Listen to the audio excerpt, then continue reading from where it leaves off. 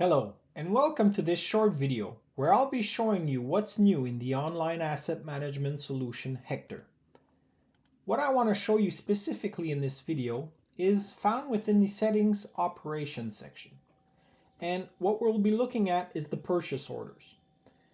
The first new change that's currently in place is that we can specify specific people per the process for them to become owner of the purchase order or owner of the next action item of the purchase order.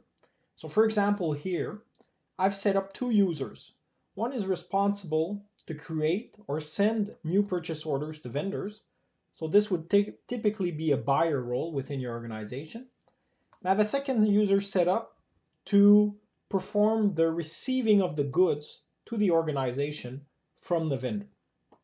So what will happen is that as you progress a purchase order throughout its normal process within the application, these people will be assigned to the purchase order when we reach that step.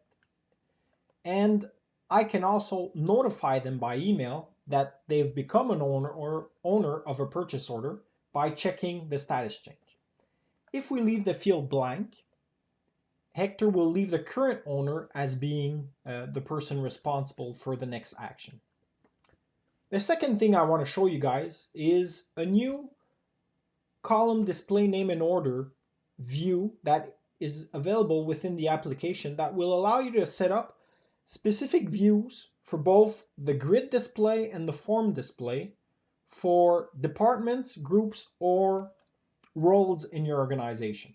So for example, if I want a specific view for my IT department, I would set up my name as being IT department and I would choose my IT team as being members of this role.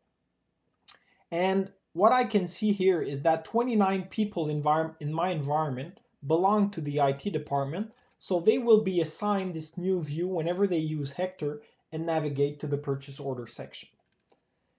And then what I have access to in the configuration part is I can set up grids or fields that are available in the grid. So I could limit the amount of fields that people from IT can see. And I could also even hide these fields from the form display so that they don't have to fill in this information when they create a purchase order. I can also rename labels. For example, my owner, I could choose to rename this as being responsible or whatever title I wanted to. So this will allow me to come in and create a specific view for my IT department. And this view will now apply to all members of the IT department when they log into the Hector application. So I hope you enjoyed this video. Thanks for watching, and I look forward to seeing you again on future videos, and I wish you a very good day.